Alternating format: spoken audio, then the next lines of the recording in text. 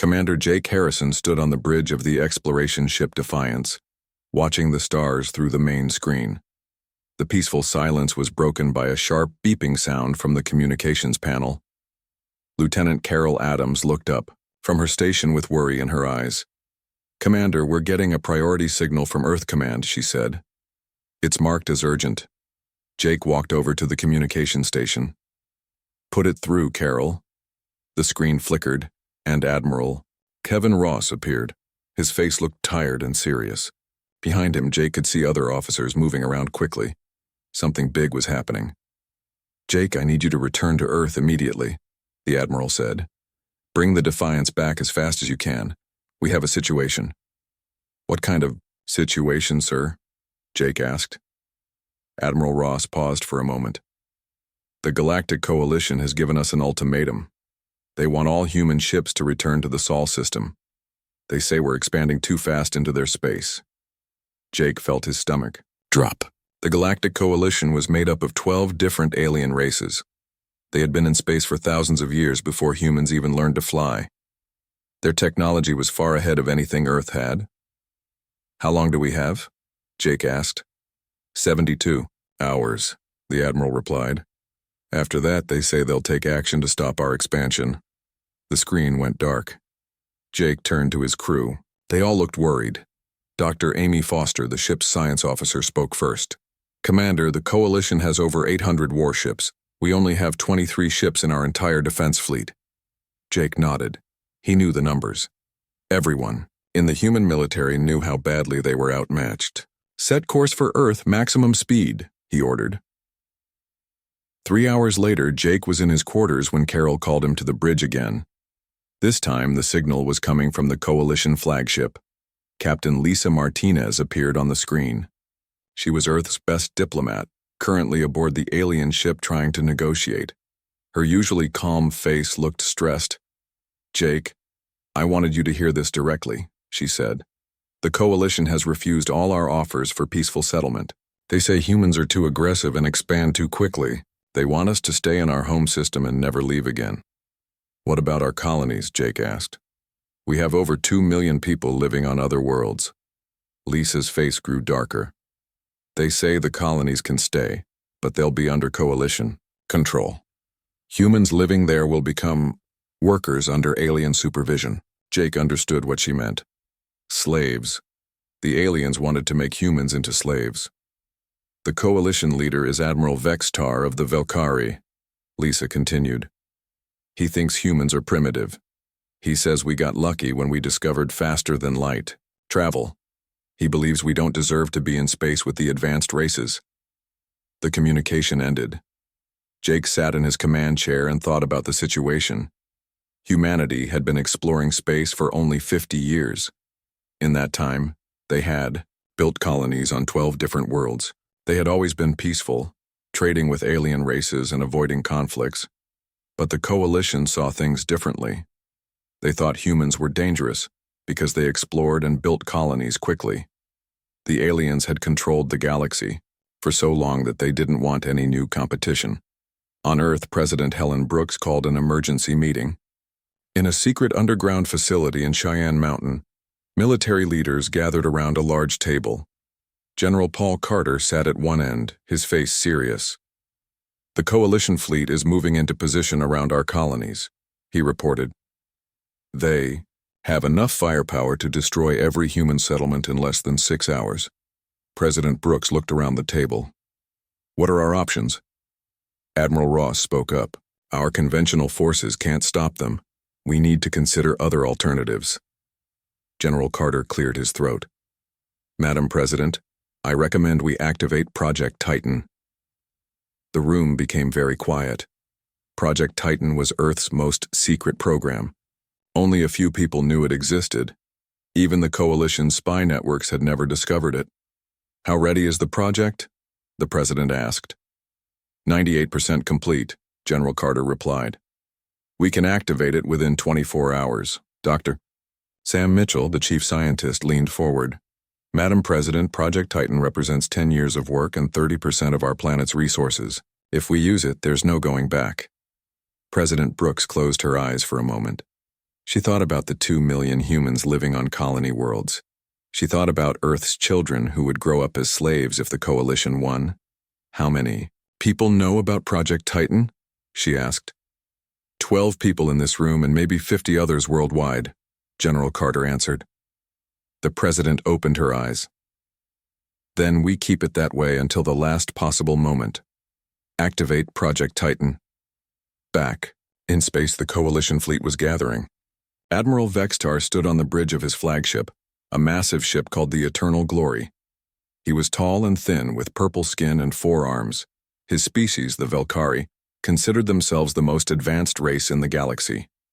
How many human ships are defending their colonies? He asked his second-in-command. Only 15, Admiral, came the reply. Their main fleet is still returning from exploration missions. Admiral Vextar laughed. 15 ships against our 800? This will be over quickly. On another Coalition ship, General Krillak of the Zephyrian Empire was planning the attack. His people were warriors who had conquered dozens of worlds. They respected strength above everything else. The humans fight well for such a young race, he admitted to his officers. But they lack the technology and numbers to challenge us. Neither alien commander knew about the secret construction project happening on the far side of Earth's moon. For 10 years, thousands of human engineers and workers had been building something in complete secrecy.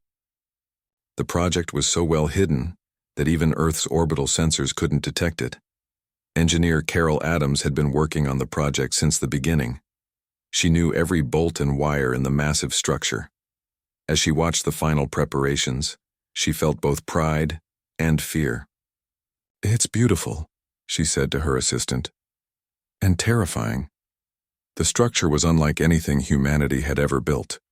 It was so large that it could be seen from orbit, yet it remained hidden in the moon's shadow. Soon, very soon, the galaxy would see what humans could accomplish when they worked together. Admiral Ross received the final reports from his scouts. The Coalition fleet was in position. In 18 hours, they would begin their attack on human colonies. After that, Earth itself would be next. But Admiral Ross wasn't worried. He had a secret that would change everything. As he looked at the peaceful Earth spinning below his command station, he smiled. The aliens thought they knew everything about humans. They were about to learn how wrong they were. The Coalition fleet spread across human space like a dark cloud. 800 alien warships took positions around every human colony. Their weapons were charged and ready. Admiral Vextar felt proud as he watched his forces move into attack. "Formation. Begin the demonstration," he ordered from his flagship. A single Coalition cruiser fired its main plasma cannon at an unmanned human cargo ship. The blast completely destroyed the vessel in one shot. The explosion lit up space like a small star. "Send that recording to all human colonies," Admiral Vextar said with satisfaction. "Let them see what happens to those who resist the Coalition." On the human colony of New Boston, Governor Tony Baker watched the recording with his military advisor, Captain Roy Phillips. The colonists were scared. Many families were packing their belongings, preparing for the worst. "How long before they attack?" Governor Baker asked. "Coalition forces are giving us 12 hours to surrender," Captain Phillips replied. "After that, they start shooting." What the aliens didn't know was that the colonists weren't really packing to flee. They were moving to secret underground shelters that had been built over the past 2 years. Every human colony had these hidden facilities, connected by tunnel networks that could hide entire populations. Dr. Sam Mitchell was monitoring alien communications from Earth's orbital station. He translated the intercepted messages for Admiral Ross. The news was bad. "The Coalition isn't planning to just control our colonies," Dr. Mitchell reported. "They want to reduce human population to less than 10 million people total. They think that number would be easier to manage." Admiral Ross felt anger rise in his chest. "They want to kill most of humanity?" "Yes, sir. They see us as a threat to their control of the galaxy. Admiral Vextar believes that humans breed too quickly and explore too aggressively. He thinks reducing our numbers will solve the problem." Meanwhile, Captain Roy Phillips was commanding the human defense fleet from his flagship, the Liberty. His 23 ships looked tiny compared to the massive coalition armada, but Phillips had secret orders from Earth Command. All ships, prepare for defensive action, he broadcast to his fleet. Remember, follow the coordinates exactly. Every movement must look natural. The coordinates Phillips mentioned weren't for battle positions. They marked evacuation zones where civilian transports were secretly picking up colonists and taking them to underground shelters. The human military was pretending to prepare for a hopeless fight while actually saving as many lives as possible. On Earth's moon, engineer Carol Adams was making final preparations to something the aliens had never detected. The massive construction project was almost ready. Workers were checking systems and loading supplies for what everyone hoped would be their last secret mission. "How much longer?" asked pilot Derek Stone as he loaded the final components into the hidden structure. 6 hours, Carol replied. "Everything has to be perfect. We only get one chance at this." Derek had been making supply runs to the lunar construction site for 5 years. The aliens thought he was just delivering equipment to mining operations. They had no idea he was helping to build humanity's greatest secret. The coalition attack began exactly on schedule. Admiral Vextar's forces struck 3 human colonies at the same time. Their plasma cannons and missile systems easily overwhelmed the small human defense ships. Captain Phillips fought bravely, but his ships were no match for coalition technology. One by one, human vessels were destroyed. The Liberty took heavy damage and began to retreat. "Human fleet is running away," reported Admiral Vexitar's tactical officer. "Should we pursue and destroy them?" "No," Admiral Vexitar replied.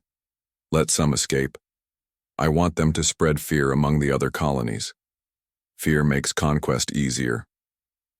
What Admiral Vexitar didn't know was that every human ship he had destroyed was already empty.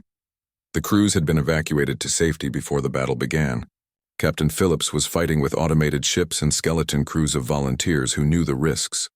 On the coalition command ship, General Krillak was studying human casualty reports. The numbers looked very high, which pleased him. In Warrior culture, defeating an enemy completely was important for establishing dominance. "The humans are weaker than we expected," he told his officers. "Their ships break easily, and their crews panic quickly. This conquest will be finished in days, not weeks." But Dr. Amy Foster was broadcasting those casualty reports from Earth. Every number was fake. The real human casualties were almost zero because everyone had been evacuated to safety. The underground cities that had been secretly built over the past decade were now sheltering millions of people. President Helen Brooks watched the false reports from her command center deep inside Cheyenne Mountain. It hurt to make the galaxy think her people were dying, but the deception was necessary. The aliens had to believe they were winning. "How are the evacuations going?" she asked General Carter. 96% complete, he replied. "The last transport ships will reach safety in 4 hours. After that, we can begin the final phase." The final phase was Project Titan. In just a few hours, the galaxy would learn that humans were far more dangerous than anyone had imagined. Admiral Vextar was celebrating his easy victory when his science officer brought him disturbing news. "Admiral, our sensors are detecting strange energy readings from the human home system," the officer reported. "There's something happening near their moon." "What kind of energy readings?" Admiral Vextar asked. "Unknown, sir. The energy signature doesn't match any technology in our databases. It's very powerful, but we can't identify the source." Admiral Vextar wasn't worried. Humans were primitive. Whatever they were doing near their moon couldn't be dangerous to his superior fleet. "Ignore it," he ordered. "Focus on securing the colonies. We'll deal with Earth after we finish here." On the hidden side of Earth's moon, engineer Carol Adams was watching her life's work come alive. The massive structure was powering up for the first time. Energy flowed through systems that shouldn't have been possible with human technology.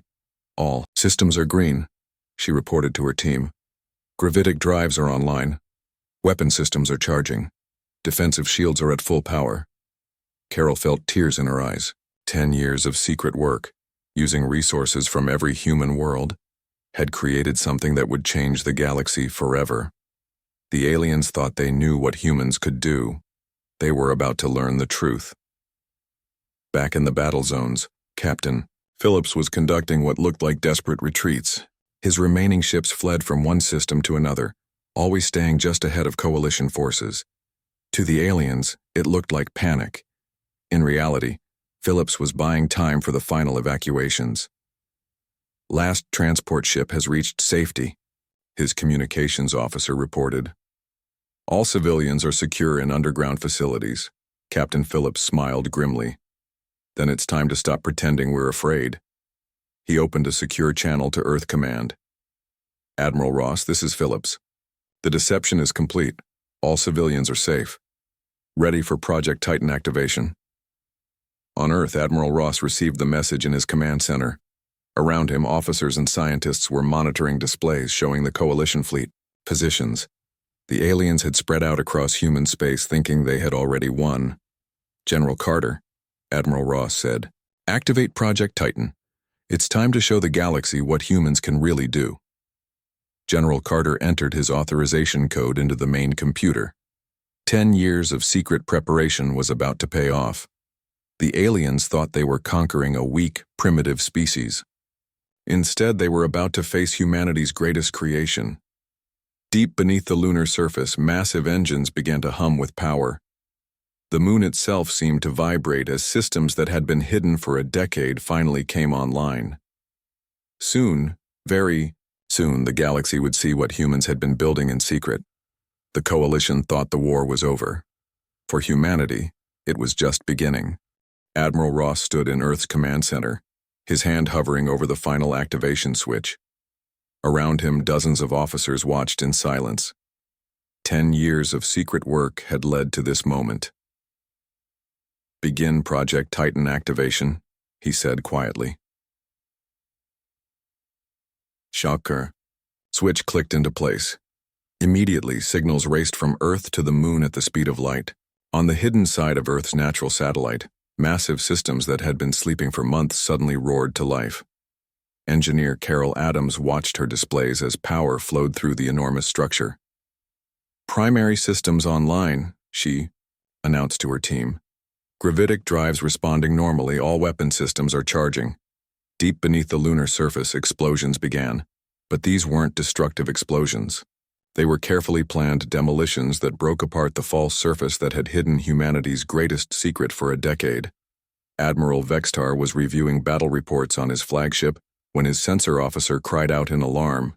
Admiral, something is happening at the human moon. The surface is breaking apart. Admiral Vextar rushed to the sensor display. Show me. The screen displayed Earth's moon, but something was terribly wrong. Large sections of the lunar surface were splitting open along perfect lines. As the alien commander watched in growing horror, pieces of the moon began to fall away, revealing something underneath. What is that? He whispered. What emerged from the moon's depths defied all logic. A warship was rising from beneath the surface, but calling it a ship seemed insufficient. It was 40 kilometers long and 8 kilometers wide. The massive vessel dwarfed anything the coalition had ever built. General, Krillak received the same sensor readings on his command ship. As a warrior, he understood the meaning of size and power. This human vessel was larger than some of the moons in his home system. Impossible, he said to his officers.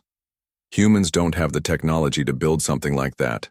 Our intelligence, reports said they were primitive, but the evidence was right in front of him. The massive human ship finished emerging from its lunar hiding place and began to move. Its engines created distortions in space itself, bending light around the vessel as it accelerated. Captain Tony Baker stood on the bridge of the enormous warship. He had been secretly training for this command for 5 years. Around him, a crew of humanity's best officers prepared for humanity's greatest moment. This is the Ragnarok, he announced over the ship's communication system. All stations report ready status. Weapon systems online, reported the tactical officer. Defensive shields at maximum power, called out the defense coordinator. Gravitics. Drives functioning perfectly, said Engineer Carol Adams from her station. Captain Baker smiled. The Ragnarok was humanity's masterpiece. Every human colony had contributed resources to its construction. The ship represented technology that was decades ahead of anything the aliens possessed. Dr. Amy Foster was monitoring alien communications from her station aboard the Ragnarok. The Coalition fleet was in complete chaos. Ships were calling for reinforcements, demanding explanations, and some were already beginning to retreat. "Captain, I'm intercepting panic signals from the Coalition fleet," she reported. "Several ships are requesting permission to withdraw." "Not yet," Captain Baker replied. "First, we need to show them what we can do." The Ragnarok's primary weapon system was unlike anything that had ever been built. It used controlled singularities to create a beam that could tear apart the atomic structure of anything it hit. Dr. Foster had spent 3 years developing the technology, working with physics that most alien races didn't even understand. "Target the asteroid belt," Captain Baker ordered. "Select a large asteroid for demonstration." The weapons officer selected a massive rock that was 3 kilometers wide. It was solid iron and nickel, the kind of asteroid that Coalition ships would need hours to destroy with conventional weapons. "Firing primary weapon," the weapons officer announced. A beam of pure energy erupted from the Ragnarok's main cannon. The beam was invisible to most sensors, but its effects were devastating. The 3-kilometer asteroid simply vanished. There was no explosion, no debris field. The massive rock was completely erased from existence.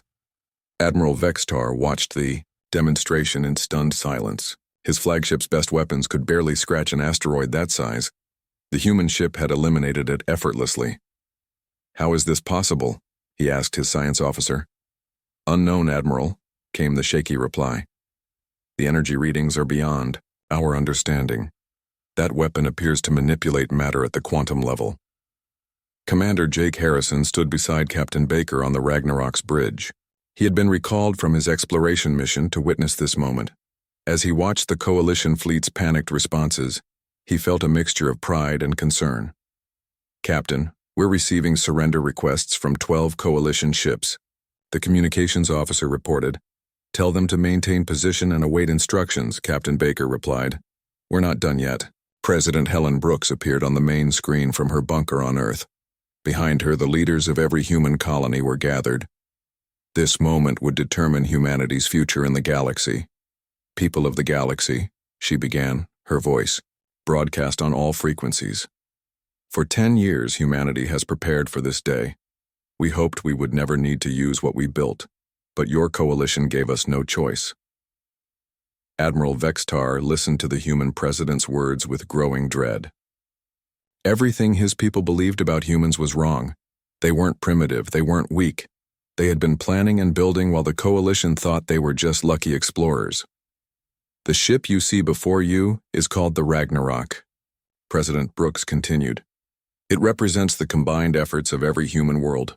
We built it not for conquest, but for survival. You forced us to reveal our true capabilities." Dr. Sam Mitchell was translating the alien responses to President Brooks's speech. The results were exactly what humanity had hoped for.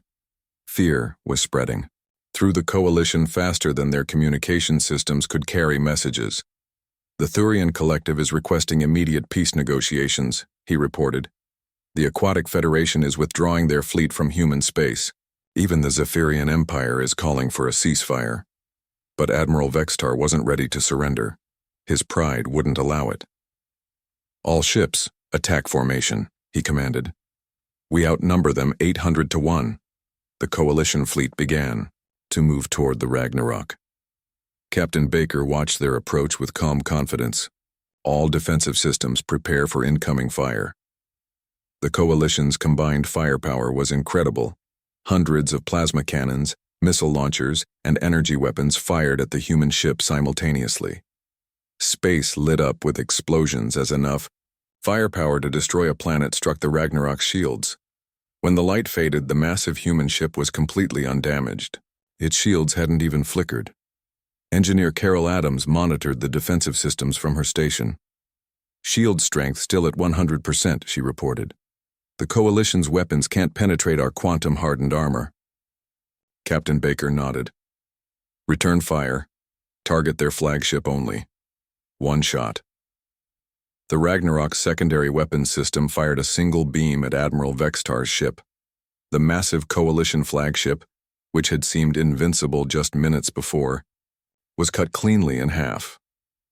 Both pieces drifted away into space, their lights going dark. The rest of the coalition fleet stopped firing immediately. Admiral Vextar was dead, and with him died any hope of coalition victory. The aliens finally understood what they were facing. General Krillak took command of the remaining coalition forces. As a warrior, he recognized when a battle was lost. "All ships cease fire," he ordered. "We surrender to the humans." Captain Baker received the surrender with grim satisfaction. Humanity had never wanted this war, but they had been forced to fight. Now the galaxy would know that humans were not victims to be conquered. "Send a message to all coalition forces," he ordered. "Return to your homeworlds and await further instructions. The age of coalition dominance is over." Commander Jake Harrison looked out at the stars and thought about the future. Humanity had revealed its true power, but with that power came responsibility. The galaxy would never be the same again. The Ragnarok began its patrol of human space, its massive form a reminder to all who saw it that humanity was no longer the weak species the aliens had thought they were conquering. The real war was over, but humanity's greatest challenge was just beginning. News of Admiral Vextar's death spread through the coalition fleet faster than their ships could retreat. General Krillak found himself in command of a force that was falling apart before his eyes. Ship captains were abandoning formation and fleeing toward their home worlds. "General, the Thurian collective ships are requesting permission to withdraw," his communications officer reported.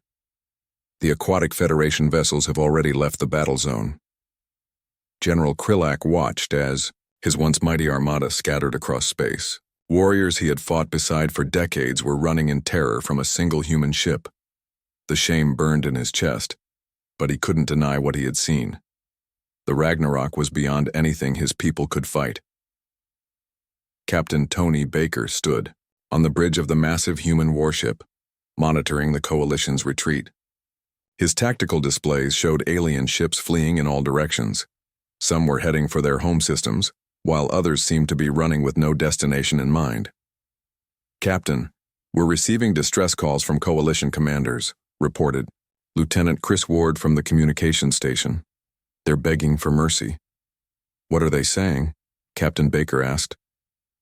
Lieutenant Ward listened to his headset for a moment. "Sir, they're offering tribute. Gold, rare minerals, advanced technology.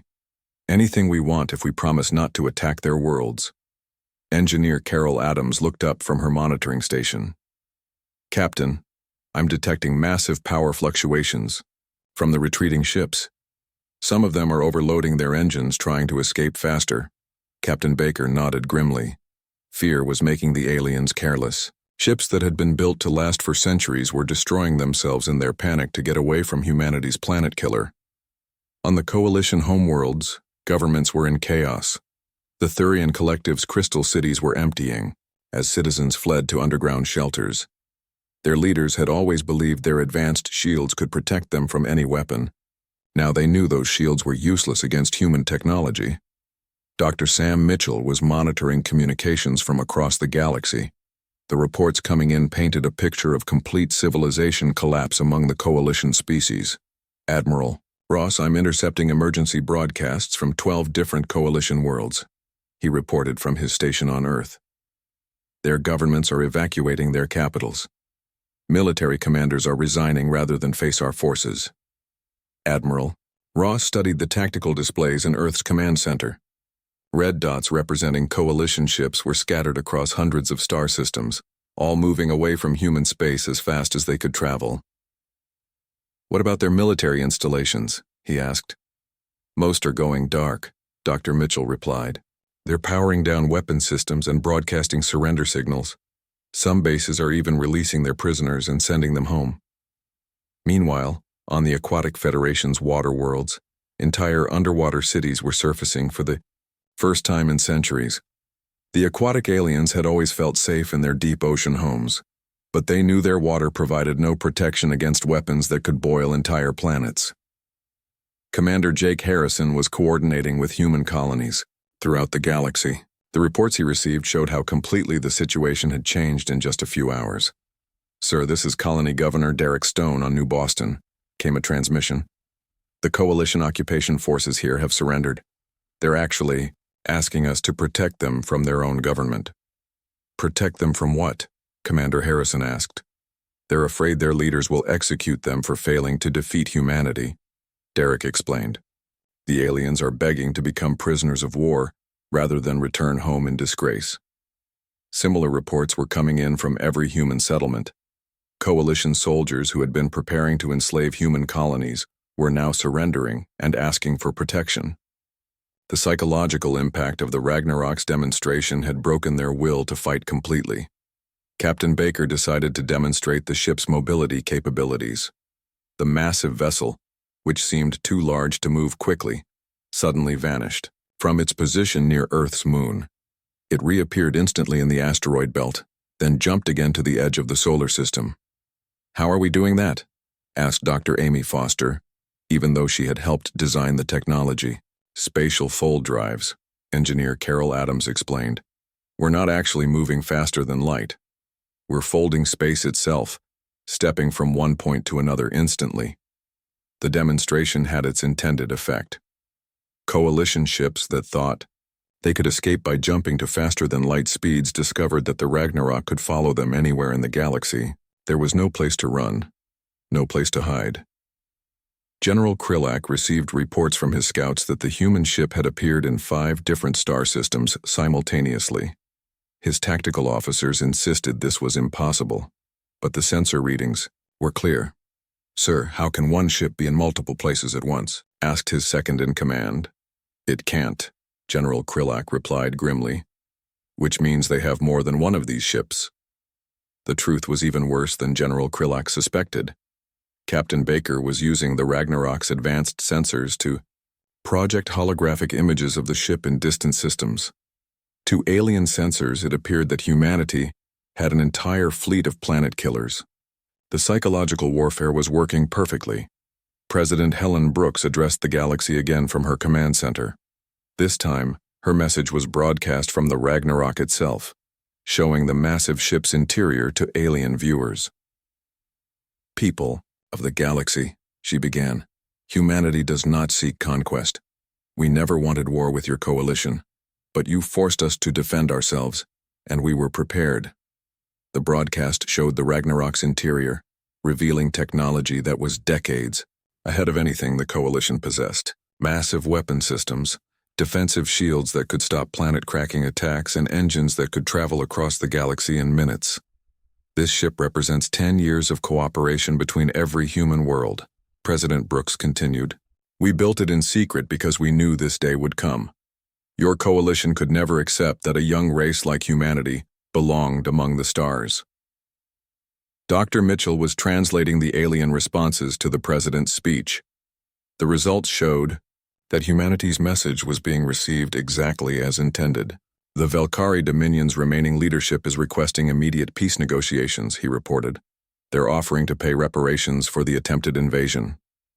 The Zephyrian Empire has ordered all their ships to return home," added another officer monitoring communications. "Their Supreme Commander is asking to meet with you personally to discuss surrender terms." But the most significant response came from the Galactic Coalition Council itself. The governing body that had issued humanity's original ultimatum was dissolving. Member species were withdrawing from the alliance and seeking separate peace agreements. With Earth, Captain Baker received updates from human agents throughout the galaxy. The intelligence reports painted a picture of complete coalition collapse. "Captain, our agents report that 3 coalition governments have fallen in the past 6 hours, reported the intelligence officer. "Citizens are demanding new leaders who won't provoke humanity's anger." "Any signs of organized resistance?" Captain Baker asked. "None, sir. If anything, some species are competing to offer us the best surrender terms. They're afraid we'll favor their enemies if they don't act quickly." Engineer Carol Adams was monitoring the Ragnarok's weapon systems when she detected something troubling. "Captain, I'm reading massive energy buildups from several coalition weapons platforms. It looks like they're preparing to self-destruct." "Why would they do that?" Captain Baker asked. "They're afraid we'll capture their technology Dr. Foster explained. They'd rather destroy their most advanced weapons than let us study them. The irony wasn't lost on Captain Baker. The aliens were destroying their own technology to prevent humans from learning their secrets, not realizing that human science had already surpassed anything the Coalition possessed. Commander Harrison opened a communication channel to all Coalition forces. Attention Coalition ships and installations. There is no need to destroy your equipment. Humanity seeks peace, not your technology. Cease all self-destruction procedures immediately. The message was broadcast across the galaxy, but it was too late for some installations. Decades of advanced research and development were lost as alien scientists chose destruction over the possibility of human capture. As the hours passed, the extent of the Coalition's collapse became clear. 800 ships had been reduced to scattered groups of frightened refugees. Governments that had ruled for millennia were falling as citizens demanded leaders who could make peace with humanity. Captain Baker looked out at the stars and realized that humanity had achieved something unprecedented. They had defeated the galaxy's dominant power structure without firing more than a single shot. The Ragnarok's mere existence had been enough to shatter an alliance that had controlled the galaxy for thousands of years. But victory brought new responsibilities. Humanity was no longer the underdog struggling for survival. They were now the galaxy's dominant power, and billions of alien lives depended on how wisely they used that power. 3 months after the Coalition's collapse, President Helen Brooks stood in the main conference room of the Ragnarok. Around the massive table sat representatives from every major alien species in the galaxy. The beings who had once demanded humanity's submission now waited nervously for her to speak. Today we establish a new order for galactic civilization, President Brooks began. Her voice was calm but firm. The old Coalition system failed because it was based on fear and oppression. Humanity offers something different. General Krillak, representing what remained of the Zephyrian Empire, was the first to respond. As a warrior, he understood strength and respected those who possessed it. What are your terms, President Brooks? First, all military alliances designed to control other species are disbanded immediately, she replied. No species will ever, again be able to threaten another with genocide or slavery. The alien representatives shifted uncomfortably, but none dared to object. They had all seen what humanity's planet killer could do to those who opposed them. Second, all species will reduce their military forces to defensive levels only. Fleets designed for conquest and intimidation will be decommissioned. Admiral Zexra of the Aquatic Federation raised one of her forearms. President Brooks, how will we defend ourselves against raiders and criminals without strong fleets? That brings me to the third point, President Brooks replied. Humanity will establish a galactic defense force to maintain peace and protect all species from aggression. Captain Tony Baker will command this force. Captain Baker stepped forward from his position beside the president. Behind him, a holographic display showed the Ragnarok and several other massive human ships that had been secretly constructed alongside it. The defense force will patrol the galaxy to prevent wars and protect peaceful commerce, Captain Baker explained. Any species that threatens another will face humanity's response. Dr. Sam Mitchell, now serving as humanity's chief diplomatic advisor, provided the technical details. Trade routes will be established and protected. Disputes between species will be resolved through arbitration, not warfare. Scientific knowledge will be shared freely among all peaceful civilizations. The Thurian representative, speaking through a crystal communication device, asked the question many were thinking. What prevents humanity from becoming the same type of oppressor the Coalition was? President Brooks had expected this question. Because we don't want to rule you, she replied simply. Humanity's goal is exploration and peaceful coexistence. We revealed our true power only because you forced us to defend ourselves. To prove this point, she activated another holographic display. It showed human colonies throughout the galaxy, but instead of military bases, they were research stations, trading posts, and cultural centers. Look at what humans have built, she said. We create and explore. We don't conquer and destroy. That's the difference between us and the old Coalition.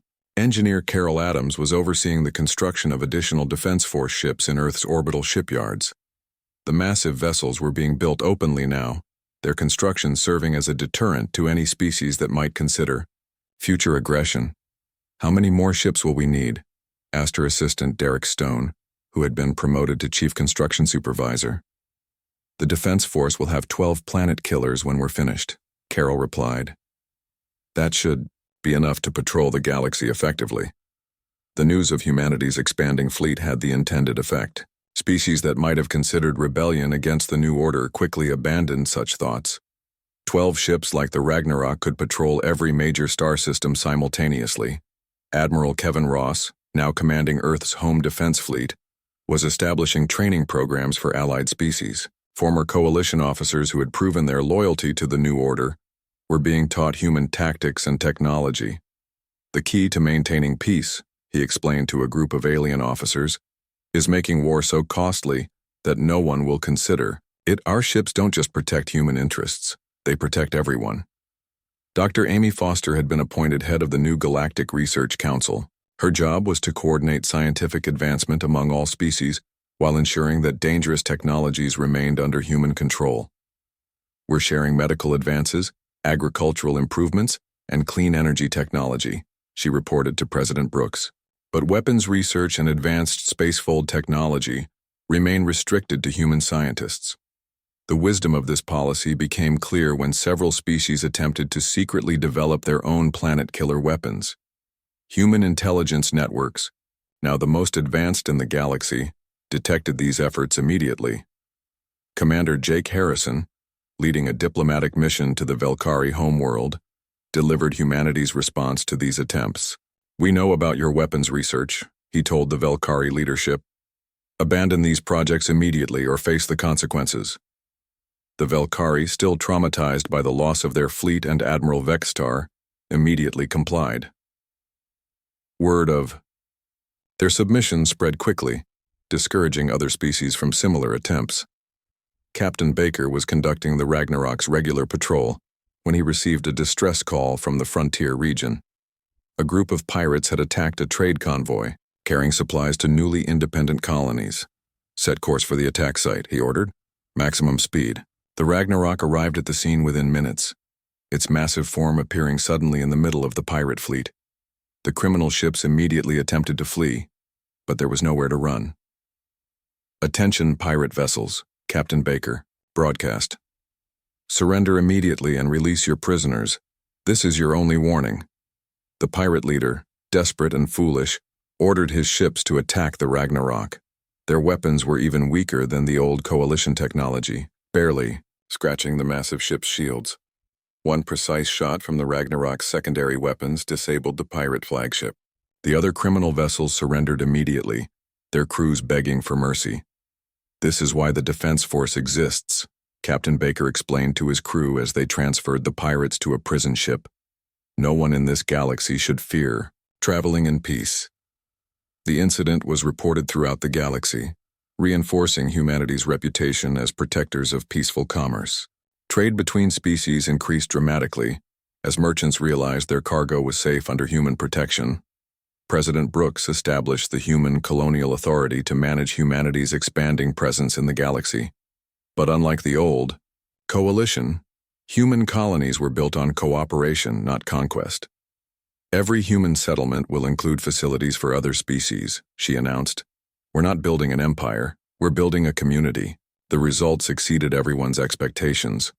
Alien scientists came to work in human research facilities. Traders from dozens of species established businesses in human colonies. Cultural exchange programs allowed young beings from across the galaxy to study together.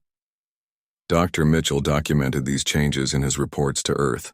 "The galaxy is more peaceful now than it has been in over 1,000 years, he wrote. "Fear of human retaliation has ended most conflicts before they can begin. But the most significant change was psychological. For the first time in galactic history, species saw themselves as part of a larger community, rather than competing for resources and territory." Admiral Ross received reports from human agents throughout the galaxy. Former coalition species were establishing their own democratic governments. inspired by humanity's example. Oppressed populations were demanding freedom, knowing that human ships would protect them from retaliation. The galaxy is transforming itself, he reported to President Brooks. Our victory didn't just end the coalition, it's changing how every species thinks about governance and cooperation. Engineer Carol Adams completed the final Defense Force ship 5 years after the Ragnarok's first appearance. As she watched the massive vessel take its place in the Galactic Patrol Fleet, she felt proud of what humanity had accomplished. 12 ships to protect 1,000 worlds, she said to her team. Our grandchildren will live in a galaxy where war is just a bad memory. Commander Harrison, now promoted to Admiral of Diplomatic Operations, established permanent human embassies on every major world. These installations served as both cultural centers and reminders of humanity's protective presence.